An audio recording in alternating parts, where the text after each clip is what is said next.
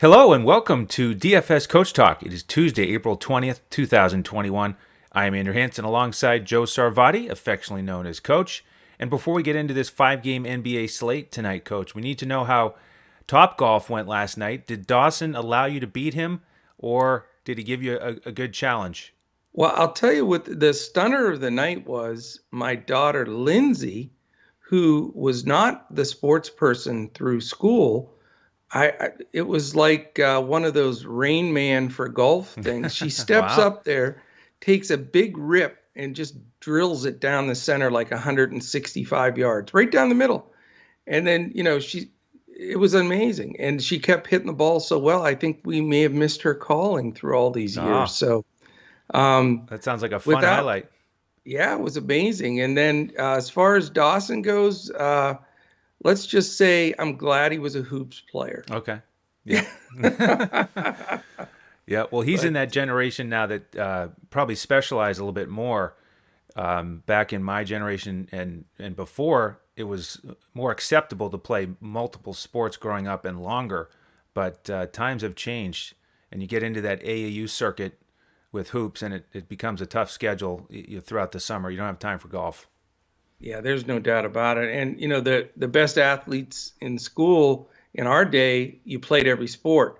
And now, like you said, I mean, those AAU coaches and the select leagues and the travel teams, you basically have to decide on one sport by the time you're in like seventh or eighth grade. That's right. It's really gotten crazy that way. But yeah, it was a lot of fun. I hit the ball a lot better than I thought I would. So now I'm itching to get out on the real course. And so I got to contact my buddies down the road here, Jordan Spieth and Will Zalatoris, and see. No, I don't Ryan know those Palmer, guys. he'll probably want to get in that foursome too. That would be the foursome. Yeah, they literally live 10, 15 minutes from me, Yeah, but they'd laugh me off the course right. there with a boot in the pants. That's for You sure. could be their But caddy or their scorekeeper or I something. could do that. Yeah. I'm a good caddy, actually. I've done that a few times, and I enjoy that. So maybe they'll let me go get them their drinks or something. There you go. Well, we're gonna But yeah. go ahead. Yeah, so we're going to focus on the guys who specialize in basketball now in the NBA That's better. on this 5-game slate. A lot of fun last night with Jokic, the My MVP, goodness. just crushing it for our FanDuel GPP lineup. That was a lot of fun, that game. And then we had a 1% after hours lineup on FanDuel. Yes. So let's see if we can back it up today with even more winners, even Yeah. bigger winners.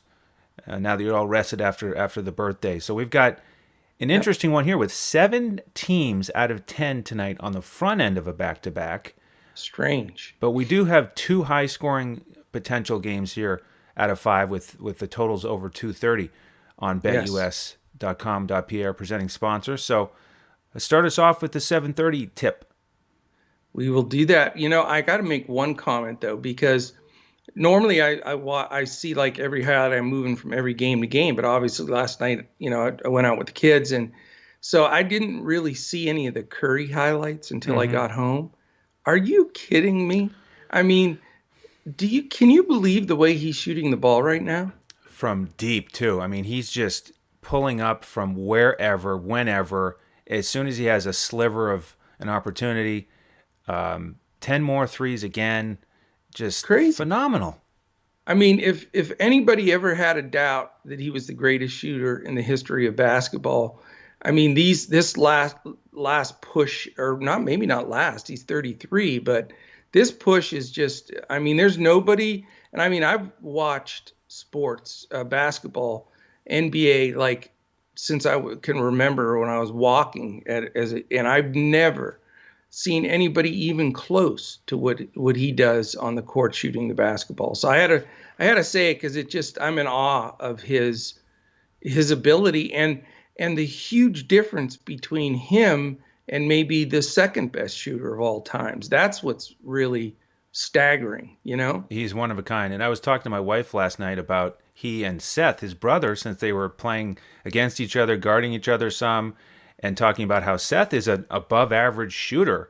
And it's unfortunate that his brother is the greatest ever, because Yeah. if he was a regular NBA player without Steph as his brother, he'd be considered a really good shooter and he'd get a lot of attention for that.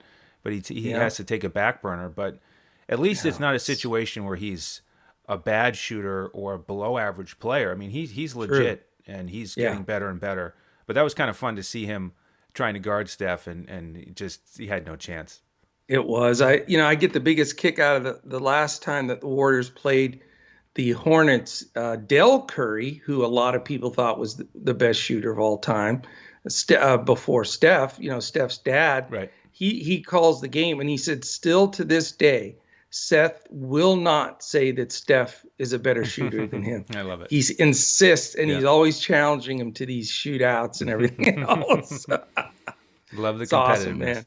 You got to love it.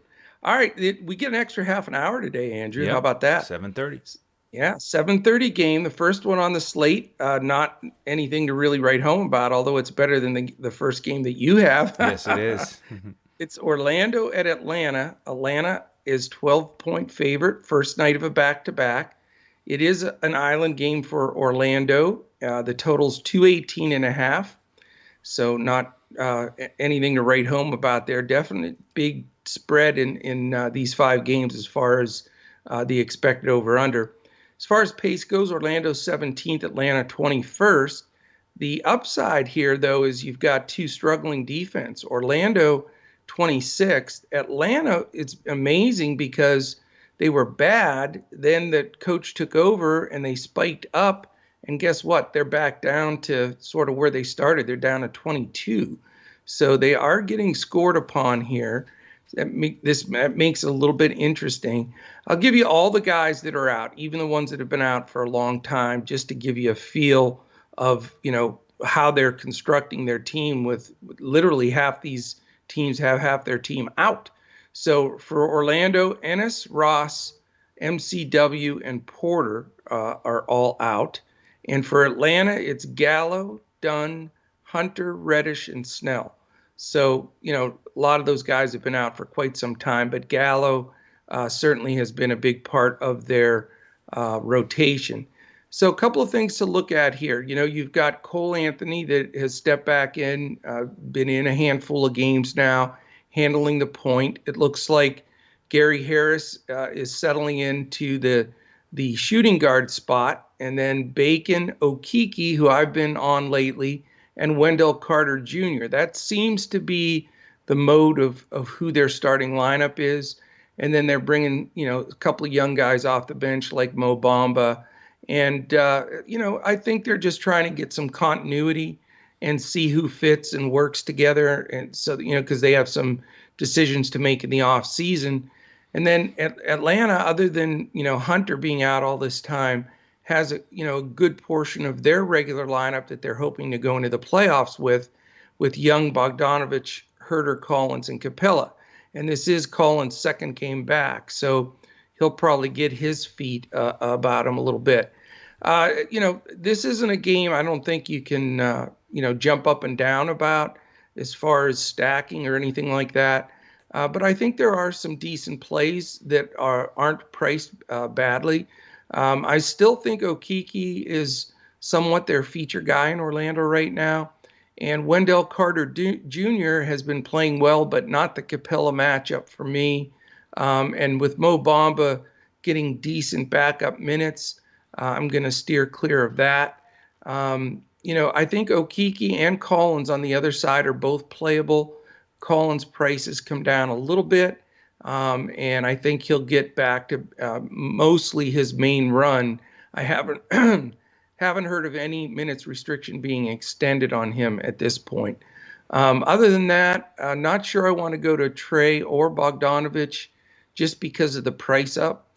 Bogdanovich is fantastic. I love playing him, but literally his salary has more than doubled in the last 3 weeks or so. So now you're talking about, instead of getting a value guy, he's not even really a mid-level build guy anymore. He's getting into that upper group on the lower side, but he's still getting up there. So I don't, there's a couple other games I want to stack, specifically the late game.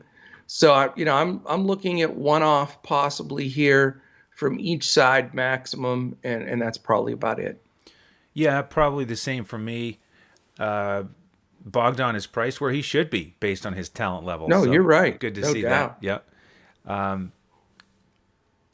Guards have had success here against Orlando recently. Their defense is getting worse and worse, but Yeah. it is a little bit crowded with all those guys getting up 15 to 20 shots, including Herter. So I probably won't go there either. I am kind of interested in Capella.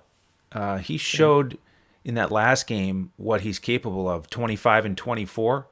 I mean, Amazing. that's the kind of game that should happen a lot more often for him when he Yeah. gets 30 plus minutes. And we certainly have enjoyed attacking Wendell Carter Jr. all season with opposing centers.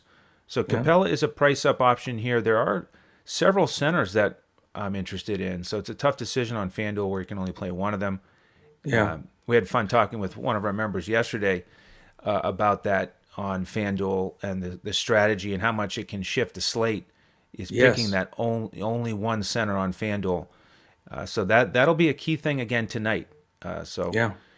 And it's funny, and he made a good point that that changes. I mean, they shift people from center to power forward and back and forth. They really should go. I mean, I can understand dual eligibility and just keeping it to a minimum, but there should be some of that, just to give a little bit of variance. But it is what it is. My question to you on Capella, though, is my concern is I think he's a little pricey, and I know he can throw that 25 and 25 game on the board at the drop of a hat. But here's my question to you. They love to play small ball portion of the game and move Collins to center. And now that Collins has come back, that just that extra 5 minutes or 6 minutes of run that Capella gets at center, I think he's probably going to lose again. And that's the only thing that concerns me. yeah, that's a risk. I mean, the question is how many minutes does Collins get? He got 20 in the last game. I don't think he's going to bump Right. up to 30. So Capella should still get a solid run. But yeah, his price has gone up, so it's a little bit risky. You need him out there for full minutes. Full run. Yeah. On the Orlando side, I do kind of like Gary Harris and Dwayne Bacon here. You could go with Okay. one of those guys as a shooting guard, good price, especially Bacon, 3,800 on Yeah. FanDuel, and he's that key guy without Terrence Ross in there. Yes. He's their really go-to scorer. Yeah. So I He's like getting the him as an minutes. option. There's no Yep. doubt. Yeah. All right, game two, coach. It is one that is not very attractive. Like you said, Charlotte and New York played earlier 109-88, and sure Yeah. enough, the total here today is 208. Knicks favored by 5. They are 27th in pace and third best defensively. So it's just not a fun matchup in general.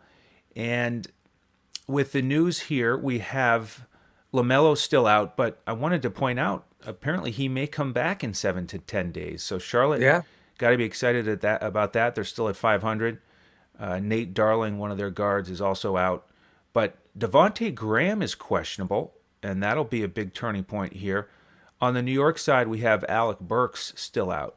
So let's look at this guard rotation for Charlotte.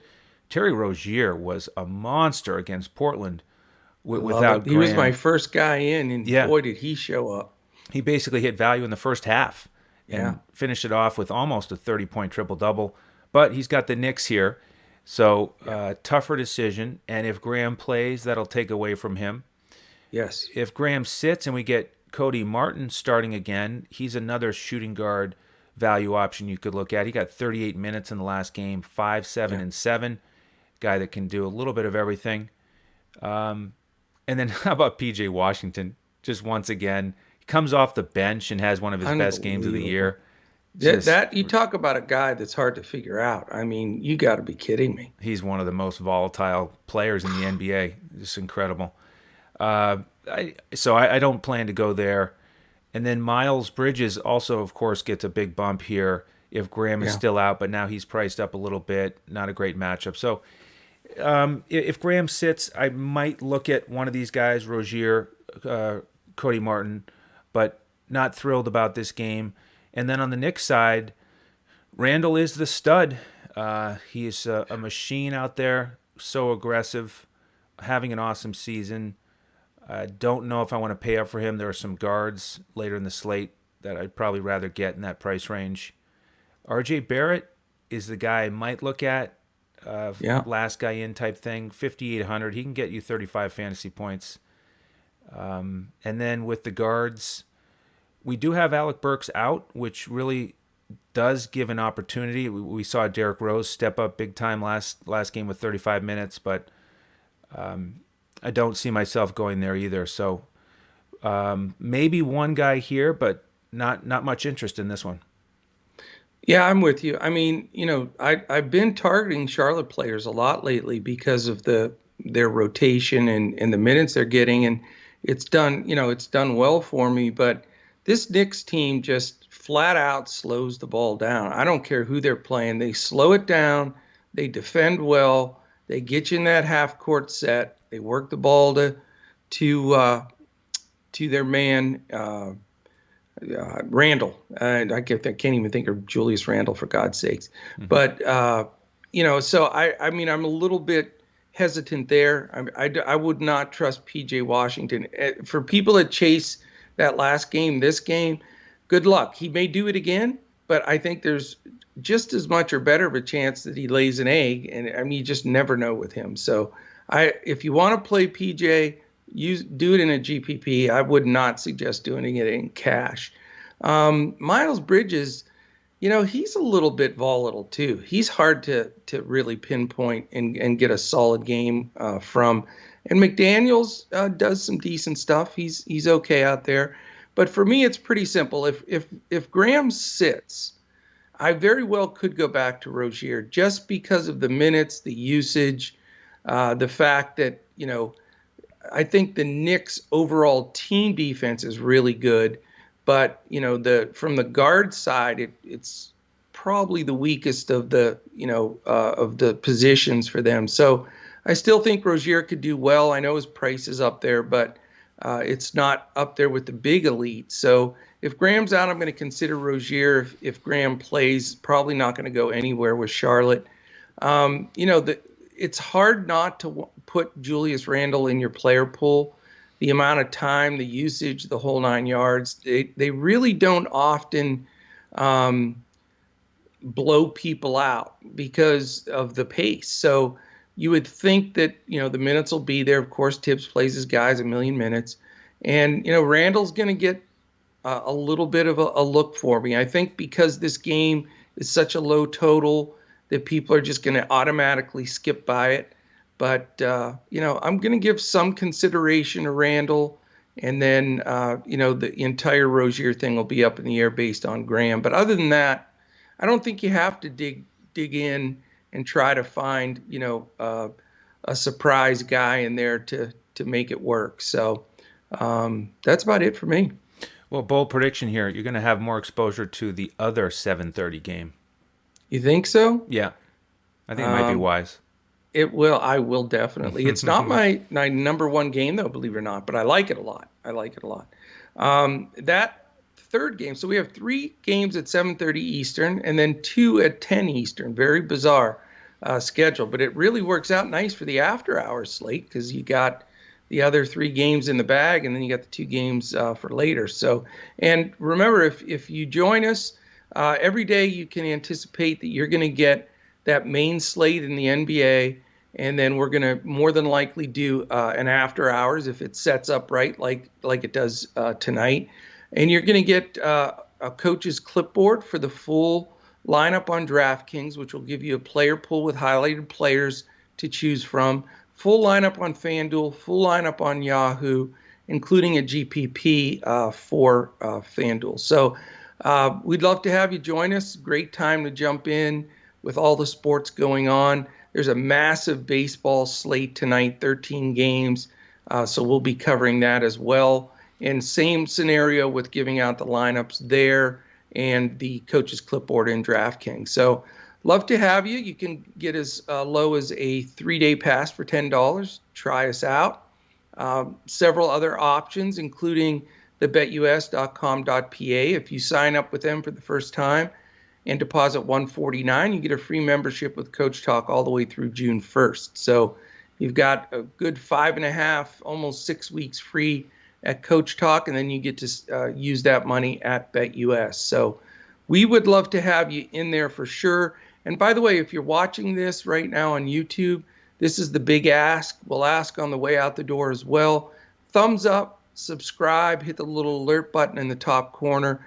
That is really important to us. We're creeping towards some big milestones here at Coach Talk regarding members and regarding subscribers on YouTube, and we really could use your help getting to that next level. So we really appreciate it.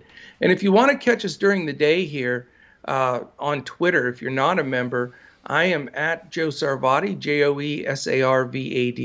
Andrew is at Language Olympic, and we are often posting things there. Our man Joe Stanton is always putting up our plays of the day as far as value plays, pay up guys.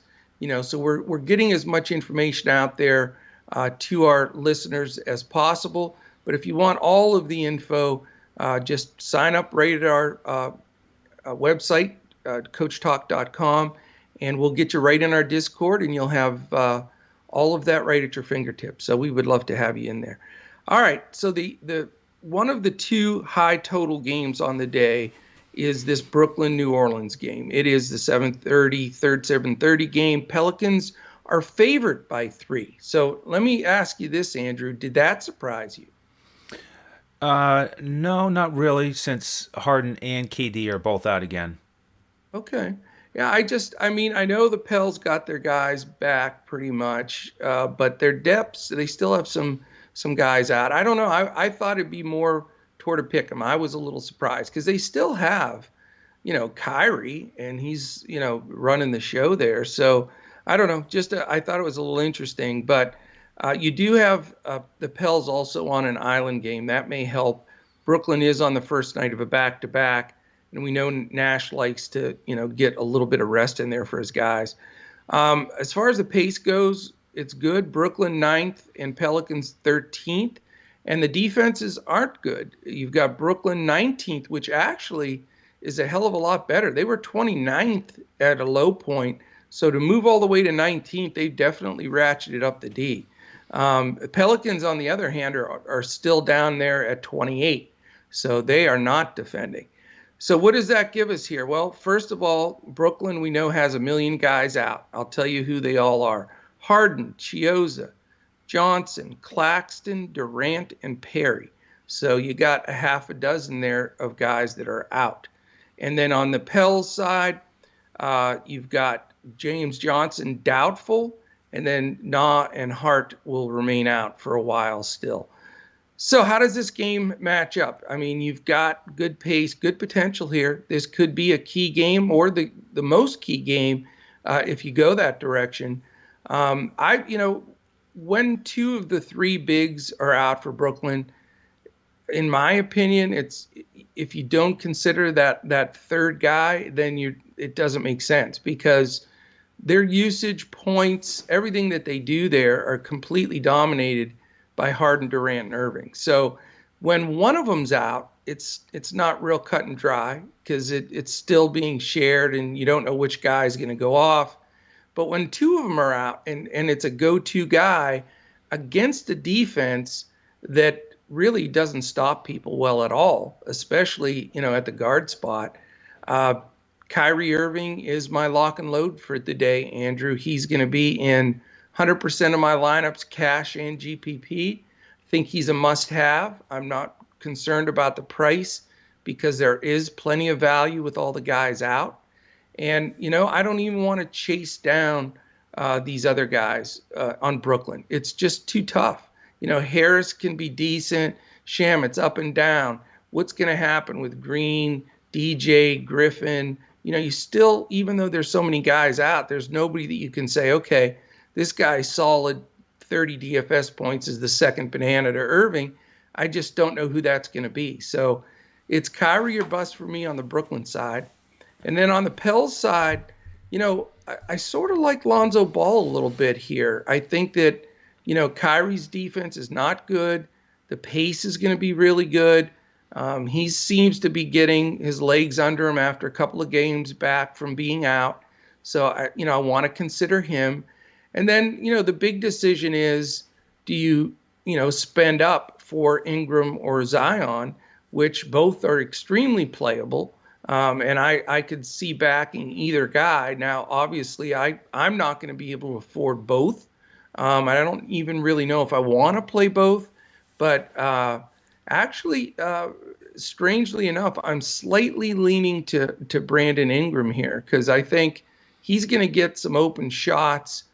With the guys that they have out, they've been playing a lot of small ball with Irving, Harris, and Shamet in there. And Harris, I don't think he can guard Ingram, so I'm not sure what the matchup is going to be. Whereas with Zion, they can bang bodies against them, like Green and Griffin and DJ, just enough to give him a little bit of trouble inside. And we know out of his, 20 shots, 18 of them are going to be dunks or at the rim. So I think they can jam it up a little bit for him.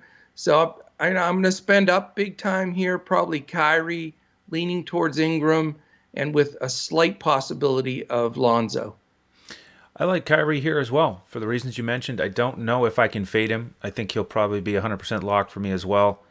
And I'm really curious about the starting lineup for Brooklyn. Coach Nash is one who mixes and matches a little bit based on Yeah, the matchup. Blake Griffin started last game. DeAndre Jordan was not in the rotation, but do they switch that against Adams? Does DJ get the start? I'm thinking Jeff Green will probably get the start at the 4 to defend Zion. I would think. Yep. He's a good price. Yeah, So is Joe Harris, specifically on FanDuel. I agree that it's hard to predict which one of those guys is going to be worth it, if at all. But right. I could see somebody playing Harris or Green as a small forward on FanDuel in the mid 4K range. I also do like Shamet, who is coming in here feeling great after scoring 30 points against Miami when Durant went down and left early. He got 38 minutes. So there's a guy you could also look at to take Yeah, advantage of this high pace, high scoring game. With New Orleans, one thing that jumped out at me looking back at when these two teams played before, it was a blowout. They put up 250 points, but nobody played big minutes because it was Brooklyn winning by 28. But it was one of Eric Bledsoe's better games, and I don't remember watching it, but I think that Kyrie must have been guarding him for him to be that successful. So I think if they go with Bruce Brown against Lonzo, then this could be a Bledsoe night for me. He is, okay. a lot cheaper than Lonzo. And then, looking at roster construction here, I think I also am more likely to go Ingram over Zion with the savings in the small forward spot. And don't know if I'll get anywhere into this bench with New Orleans. Najee Marshall has been pretty solid, Yeah. but not my favorite value play here. So, yeah, Kyrie, possibly Bledsoe, and maybe another value play here. This is a pretty juicy game here to get some investment into tonight. No doubt. All right, we move to the two 10 o'clock games, starting with the Clippers in Portland. This is the other TNT game after Brooklyn and New Orleans. And we have a 7-point favorite with the Clippers in Portland and a 223.5 total. Front end of a back-to-back for both teams. On the Clippers side, we have Ibaka and Beverly still out. Yogi Ferrell has been signed. He is Yeah. not on the slate on DraftKings. He is in the player pool on FanDuel. I'm not going to play him, just mentioning him for potentially impacting that guard rotation off the bench. And then with Portland, we have Lillard and Nurkic out. So big news there. With the Clippers, because it's the front end of a back-to-back, I think we need to be a little bit cautious with Paul George and Kawhi. And if you're going to play them, then make sure you have that backup plan in place, because we've seen before that in a front end of a back-to-back, they pull one of these guys at the last second. So make sure you know what you're going to do if you have one of those guys slotted into your lineup. It is a great matchup, so it's a pretty solid potential here for either of those guys. Paul George has been really consistent lately, Yeah. so I probably lean that way. But Kawhi was really great in limited minutes in his last game. So either one of those guys could smash. Zubats is looking at a nice matchup here against Cantor, but I probably do prefer Cantor on the other side, getting that start without Nurkic. So this is where you start to look at the center position again, and you think, well, Cantor's a lot cheaper than Capella, so it maybe suggests that Capella would be more of a GPP option.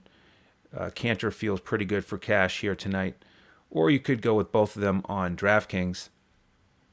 I don't know if I want to go with any of the other guys here with the Clippers. Going to share some minutes here with Rondo, Mann, and Kennard off the bench most likely. Reggie Jackson's been playing well. He's a little bit more expensive. With Portland, we've got CJ McCollum running the show here. Tough defensive matchup. Do they go with Paul George against him, or does he get some Reggie Jackson defense? I don't know if I'm going to get to CJ here. I love his usage, but I think since I'm already going to pay up for Kyrie, and I may pay up for Fox in the next game, I don't know if I can also afford CJ McCollum. So I'd be more likely to get a value player with Portland in addition to Cantor. Powell potentially, not my favorite play. Melo off the bench, he got a nice boost. 19 shots without Lillard, so he's an option for me. And then do want to mention that Rondé Hollis-Jefferson got the start last game, 22 minutes. He's a value option. Derek Jones Jr. Was shifted out of the rotation for that game, so something to watch. And Covington threw up another one of his duds with one shot attempt in 24 minutes, so not going to go there tonight. But Covington's starting to get himself into the P.J. Washington class. Yes. Boom or bust. Do not want to be in that class. No. What are you thinking here on this one? I don't like this game that much, and the reason being is I just can't sift through it in my brain to figure out how it's going to play out. I feel pretty comfortable game scripting most games, but this one just has a lot of oddities to it. I mean, the number one being, who knows if Kyrie or Leonard, I can't even say either one. Okay, let's try it again. Who knows if Leonard or George are going to play? How about if I say it that way? Because we really don't. I mean, first night of back-to-backs, they are notorious for 15 minutes before the game, yanking one or both, or who knows. So that's your first big thing, because that changes the whole complexion of the game if that happens. I know as of now, they're not suggesting that that's going to happen, but we know that we can't trust, the Clippers when it comes to that stuff. And then, after that with Portland, this whole Rondé Hollis-Jefferson signing him, then starting him thing is sort of stunning as well with Lillard being out. I mean, I get it that they're deciding that if they need to try to improve on their defense because it's bad. They're the 29th, second to last defensive team in the league, and Hollis-Jefferson can pull that up a little bit for sure. I don't like him for a DFS player, though. I don't think his minutes are safe enough, and he's not an offensive player. He really isn't. He's a defensive guy without question, in my opinion. So, not crazy there. I'm with you on the Covington thing. Don't trust him. Powell and CJ are interesting to me because if this is going to be a game, those two are going to have to play well. And, I'm definitely considering a little possibility of rostering one of those two, depending on the salary remaining. Enes Kanter, he's going to be highly owned because when Nurk sits, he plays, he gets the minutes. I'm not sure this is the best scenario for him, though. I may actually steer from him, and I usually play him when Nurk is out pretty much automatically. But if Kawhi does play, and then you got Morris, who's aggressive, Zubac is a big body, I just think he can get squeezed out a little bit and not get all those easy rebounds that he usually gets. So really, don't trust the Clippers side. If George or Leonard sit, I always usually elevate my man Marcus Morris Sr. into the lineup, which would probably be the same here. But with both of them playing, his usage just slides down enough to not quite make it for me. So I need the news there. I'll be watching very cautiously. I'm going to have a lot of people from Minnesota, Sacramento, so I will be able to shift and put in. If George or Leonard sits, I'll want to play the other one. I'll be able to finagle that with probably the 4 or 5 guys that I have from the Minnesota Sacramento game. So I'll be fine as far as pivots. Again, it's a super important night to stay involved with this in Discord. With the games, the 3 early games all ending prior to these last 2 games starting, we'll have a complete picture and know what the situation is going into the 2 late games. So again, for me, need the news to see if Kawhi or Leonard are part of it, or Morris, depending on who sits. Tinkering with the McCollum or Powell possibility, one or the other, and that's about it. I'm saving most of my spots for this last game, which I will run right into if you'd like me to, Andrew. Take it. All right, this is the game of the night. I think it should be. I think you're going to have more ownership here than elsewhere. The good thing that I love about it, though, is the other late game is the one that's on TNT, and I'm telling you, it sways people. It moves the needle in the DFS world when games are national TV games. So I'm loving it. I'm hoping this game can, the Sharks are going to be all over it, but as far as the common Joe out there, and I can say that because my name is Joe, I think they're going to maybe gravitate a little bit from this game. Use some of the Kyrie and some Portland Clippers money and be a little short-sighted here. But this is the game. I mean, you talk about all the criteria. They're on a first night of a back-to-back, which means nothing because they're playing each other tomorrow. So it's almost like it doesn't matter. Here's what we got today. You know what we're going to get tomorrow. So that's not an issue. Sacramento's a 3-point favorite is all, and it's a 238 total, and a deservedly so total. You've got the 2nd and 6th fastest paced teams and the 27th and 30th defensive efficient teams. And the only guys out for Minnesota are Beasley. He's been out for a little bit, and Noel is doubtful. For Sacramento, it's the same 3 guys, Bagley, Holmes, and Woodward. And we know you were going to play Woodward tonight, right? Yes. Andrew, now. The Holmes news is huge because it changes, the deal with Whiteside and all the baloney that they do there inside. And Bagley's not quite ready to come back. But you got your guns here. You've got my key targets here. I'll just, go through my list. And a lot of it's going to be with roster construction, who I can afford. I like some of the secondary guys here as well. Cat certainly deserves to be mentioned. I'm not going to be able to probably afford him with Kyrie and some of the other buy-ups, but I think he's a very logical choice here. I do like McDaniels and I do like Edwards. They're the guys that are going to get a ton of shots up. So those are the 2 guys I'm focusing on the most. D'Angelo Russell, Rubio, don't really want to mess with that. D'Angelo Russell is inching closer for me to becoming playable because he is a stud. And, this might be the time to pull the trigger on him because he's going to have a game here where he gets enough minutes to put up a 50-burger, and we're all going to be saying, well, now we'll play him the next game, but we waited too long. So this might be the game, Andrew. I'm debating it. So that's in play for me. He's in play for me. And then on the Sacramento side, I mean, you have to put Fox in play. I mean, you talk about a guy that can't catch a break as far as being a star in the league and getting all the recognition. You got Curry doing things that no one's done in the history of the league.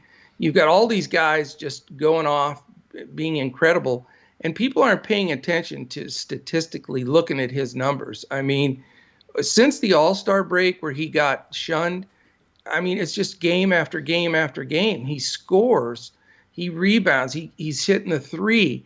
I mean, he's playing decent defense, which he was a really poor defender, but he's getting steals. He even comes up with some blocks. So Fox is high on my radar.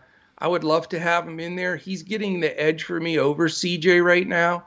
And I'd love to have Fox and Kyrie as my backcourt. That's my goal in trying to build this. Uh, Heald really agitates the life out of me. He's another one of those guys in my book that I don't trust as far as I can throw him. He's in that bucket with, he can get 55, he can get 5. Literally that. I mean, he can just disappear. So I don't trust him. Harkless, I don't think we have to go to, although he's played better and better. Harrison Barnes has been just an absolute veteran machine, scoring, playing monster minutes, getting it done. This is a good matchup for him against Minnesota. And then you talk about 3 Advil and 5 Pepto-Bismol. How can we not think Whiteside is a decent play? I mean, he's enough to drive you absolutely bonkers because he's just so bad. And, the Mavs game, he came out the first quarter. It looked like he was going to score 80. I mean, at least a 50 burger you thought was set. Well, you don't know what Walton's going to do. So you got problem number one. You have no clue. Secondly, Whiteside is just a doofus. I mean, he just at times just completely vanishes and at times dominates. It makes no sense, but that's why he drove the guys nuts in Miami, and they couldn't wait to get rid of his big contract. But this is a scenario where Cat is not a good defender. It certainly helps having Whiteside out there to defend him, and he can get just size alone will get a bunch of rebounds, putbacks. They do look for him on alley-oops and stuff. So I hate to say it, as much as I was so furious with him with that horrific 3 quarters that he played against the Mavericks. I think he had 25 DFS points in the first quarter and finished with like 29. I mean, and it wasn't like he sat the whole time. There was a stretch. This is an honest to God truth. The guy is like 7'2" and massive, and he can move real well. He played a stretch of 8 minutes against the Mavericks. This is true. I'm telling you, I will go back and pull this play-by-play. He played 8 minutes against the Mavericks, who have the worst interior defense in the league, and didn't get a rebound, didn't get a steal, didn't get a block, didn't score a basket. So I don't know how that's really possible. Some of it may be luck just on the bounce here and there, but that tells me the dude, I mean, he's just untrustworthy. We've all known that for a long time. Can he win you a slate? No question about it. Does this matchup fit right into his wheelhouse with Holmes out and Bagley out? No question about it. So salary-wise, I've got to recommend Whiteside here as being a pretty good play, and he is going to be in my pool. He and Fox and Barnes, and then on the other side, Edwards, McDaniels. Those are really the 5 that I'm going to try to probably pull 4 of and make this my key game of the night. So that's where I'm at.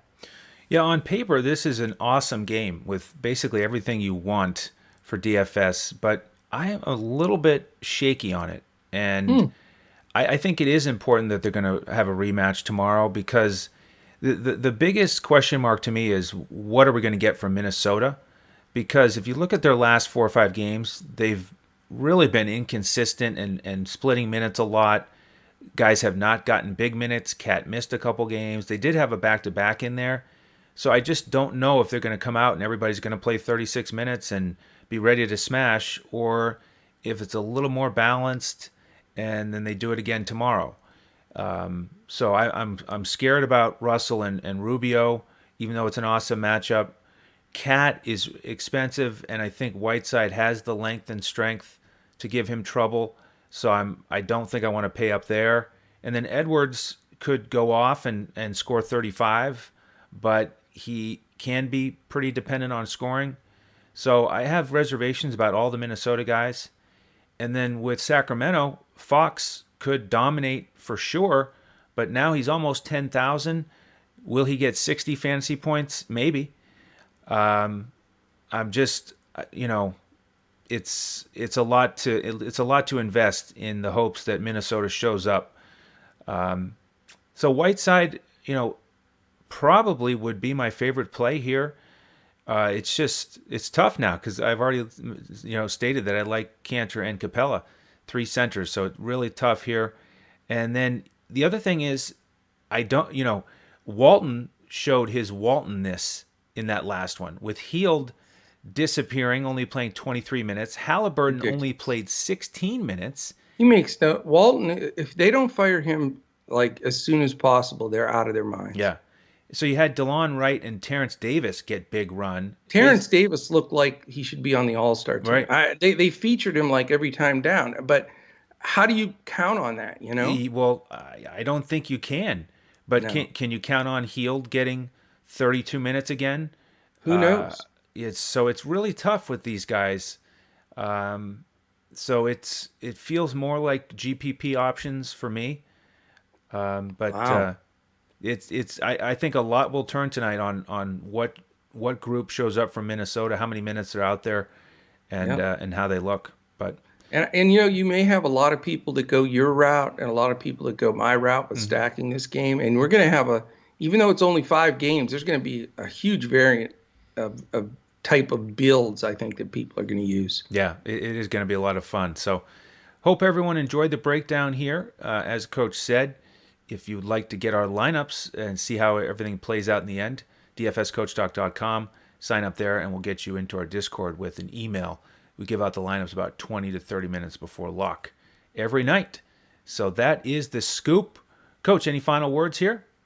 No, I'm ready to get after it. It's going to be a phenomenal basketball night and baseball night, and I'm refreshed. I'm ready to go, and this is going to be a good night. Yes, sir. So on behalf of the coach and the rest of the DFS Coach Talk team, I'm Andrew Hansen. Thank you for joining us. We'll see you again tomorrow as we look to crush it in DFS.